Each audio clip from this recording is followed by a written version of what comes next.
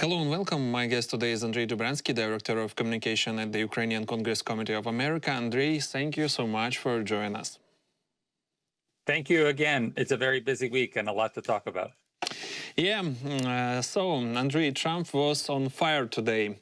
He claimed that Putin called him and said, "Can I help you with Iran?" And Trump replied, "No, I don't need help with Iran. I need help with you." Then he added, "I hope we can make a deal with Russia." I mean, is this a geopolitical negotiation or a parenting moment? Like, hey, mom, can I help you clean the kitchen? No, do your homework first. I mean, do you think Trump is actually sounding more confrontational toward Putin now?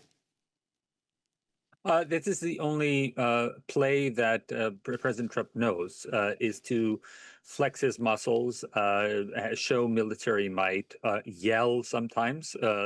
Today he was cursing out on the White House lawn against international relations issues. So that is simply the only play that he turns to. We saw that in the White House meeting with President Zelensky in February, where he visibly got upset. And so he raised his voice and he said this and that, as if he could, through his own force of personality, change the reality on the ground. But unfortunately for President Trump, it has not turned out that way as far as what Russia is doing against Ukraine. We know that the United Nations just reiterated this week that the attacks on Ukraine from this period in 2025 to the same period in 2024 has escalated by 50%. We see the attacks, open attacks on schools just in the recent week. This is something that has been increasing, not decreasing, under President Trump. He has not focused on it. And in fact, he has closed down the work group that he set up at the beginning of the administration to work out some kind of negotiation with Russia. It is very clear that they don't see, even though they may speak about having a diplomatic end, they don't see that Russia is interested in having a diplomatic end to this conflict. And we all know Trump loves himself, that's nothing new. And clearly some British politicians are playing into that. Just look at Starmer lately. But do you think Trump has become more confident after the strike on Iran's nuclear facilities?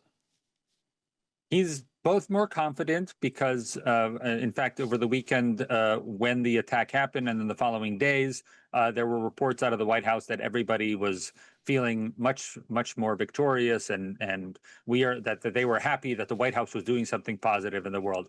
Unfortunately, within the last 24 hours, that has come to a lot of frustration by President Trump because of that sense of victory, that sense of bravery, that muzhnost, as we say in Ukrainian, that Trump felt after that attack.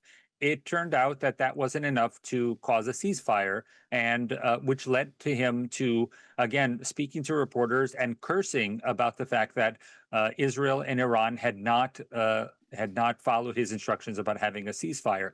Sometimes international relations do not go the way that you want them.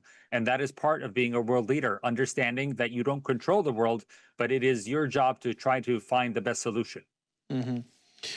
Trump's heading to the NATO summit, and he joked it'll be claimer than what he just went through with Iran. So what do you think the summit might actually lead to? Well, the summit is very different than what we saw 2 weeks ago. We know that it has been changed. We know that he is flying in the morning of the United States to be there for dinner at the Dutch royal family residency. There will be the dinner for the member nation leaders, and then there will be 1 2.5-hour session, and that'll be all the major sessions at this event. The public forums, the different parliamentary assemblies that met, etc., that still went on. But as far as the world leaders, they have radically shortened this in response to two things. One being the fact that the open conflict between Israel and Iran began. Secondly, they saw President Trump's behavior at the G7 summit when he arrived and then very shortly thereafter decided to leave. So instead of having a summit that like the G7, did not have one of its major leaders at it. They decided to shorten the extent of the major sessions. They will not have a very long communique as we've had for a long time. They will have short paragraphs. They may be combined on one page, but it'll be about spending and a big announcement that President Trump wants about spending increases for all NATO countries. And beyond that, it'll be a very short, demure NATO summit with the goal, much like it's been on the 75th summit and the 74th summit in Vilnius and in America, respectively, to make sure that NATO is speaking with one voice. So if they see that having President Trump or trying to push President Trump towards putting out a statement in support of Ukraine, if that's not going to work, they're simply not going to have Ukraine mentioned as part of the final communique, because they would rather have unity than putting out a statement without everybody supporting it. Mm-hmm. Putin won't dare anymore. That's the message. Is allies promise Ukraine over 35 billion in support.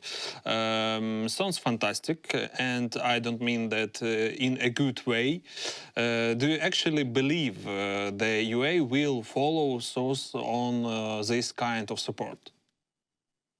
I think we are turning a very, very big ship around in the water. And this is the analogy we've used for a lot of European events, particularly when people ask me, why did the color revolution start in Georgia and not Ukraine? Why did things, well, and when you have a smaller population, it's easier to make changes. Ukraine was a bigger boat, so it took longer time for a popular movement against autocracy, against corruption to rise up. And similarly, it takes a long time for all of these NATO allies to finally wake up and realize what the priorities are. So the Baltic countries have been screaming, the Polish, Ukraine, other countries in the area have been screaming at the West to wake up and understand that Russia is attacking you. It is doing cyber attacks. It is poisoning you.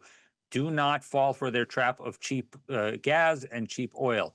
And just this week, we heard that Chancellor Merz of Germany came out and said we were wrong. We should have listened to our allies. And so the boat is slowly turning in the direction, not just with his words, but we've already seen all the promises of all these different nations promising to support Ukraine, promising to increase their defense production. And once we get on that direction, once the boat has turned, it'll take just as long to turn the boat back around if it were to stop.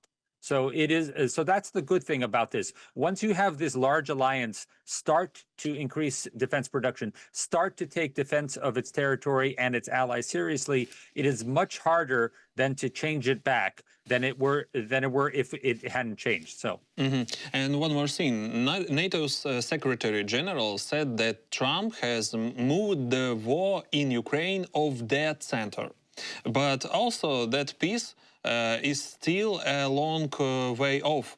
I mean, what is he talking about? Did Trump really move the war with a couple of posts on Truth Social? No, I mean, what's happening in the Middle East, what's happening in Russia, as the Secretary General of NATO mentioned at the opening of the summit, it's all connected. So you cannot just deal, as President Trump likes to, with the war in the Middle East without addressing Russia. And he also cannot deal with the war in Russia without dealing what Iran is doing and how Iran has influenced this. I would also like to bring up the fact that North Korea is very much involved in this. And as President Zelensky said, a whole host of allied nations, so you don't have to look at China products, but products from the United States, Europe, even Taiwan have been used in arms against Ukraine. So it really needs to be an across the board dealing with this problem. You don't just move one war, you need to deal with the entire issue. And I really think that in the coming year, unfortunately not today, but in the coming year, we will see this alliance between Iran, Russia, and North Korea specifically flourish even more. We just heard the announcement earlier this week that North Korea plans to start developing Shaheds within North Korean territory. It is also going to be sending workers to Russia to help construct Shaheds in factories in Russia. But why is this important for the Western alliance?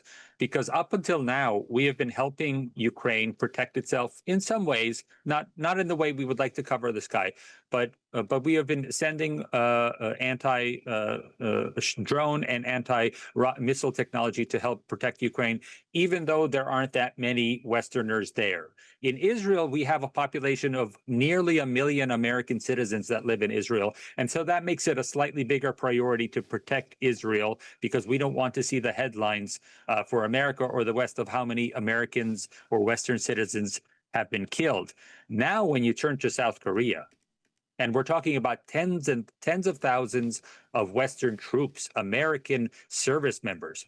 If North Korea were to begin mass producing these drones and do the same thing to South Korea that Iran did to Tel Aviv and Haifa, or that Russia has been doing to Ukrainian cities and kindergartens and schools on a daily basis, we're talking about a different perspective. And that's what the conversations need to be at NATO, at G7, understanding how all of these things are connected. Mm-hmm. And one more topic. Trump says they've made peace abroad, even though Russian war against Ukraine is still raging. And Israel and Iran are literally firing missiles at each other. At the same time, his promotion that he calls the great, big and beautiful bill, and claimed we're entering a golden age. So what exactly is this bill about, and seriously, what kind of golden age is he talking about? Well, the golden age is a rhetorical flourish that he's used since the campaign to simply market himself. However, the big beautiful bill will really decide what the country's direction is going to go forward. At this point, we don't know that this big beautiful bill will pass. It changes day by day.